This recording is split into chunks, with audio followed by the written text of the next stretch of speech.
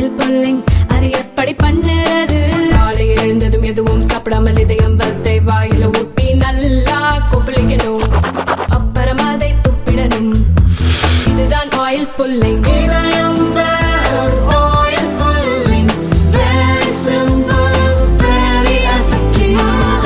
மகா கும்பமேளா கூட்ட நெரிசலில் சிக்கி இறந்தவர்களின் எண்ணிக்கையை உத்தரப்பிரதேச அரசு மறைத்து வருவதாக சமாஜ்வாதி கட்சி தலைவர் அகிலேஷ் யாதவ் குற்றம் சாட்டினார்.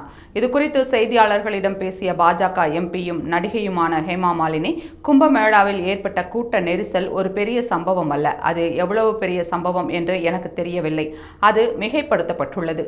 கும்பமேளாவுக்கு அதிகப்படியான மக்கள் வந்திருந்தனர், அதை நிர்வகிப்பது மிகவும் கடினம். மாநில அரசு தங்களால் முடிந்த அளவுக்கு ஏற்பாடுகளை செய்திருந்தது என்றார். எதிர்க்கட்சிகள் என்ன வேண்டுமானாலும் சொல்லுவார்கள் என்றும் தவறான விஷயங்களை சொல்வதுதான் அவர்களின் வேலை என்றும் கூறினார். பாஜக எம்பியின் இந்த கருத்து பெரும் விவாதத்தை ஏற்படுத்தியுள்ளது.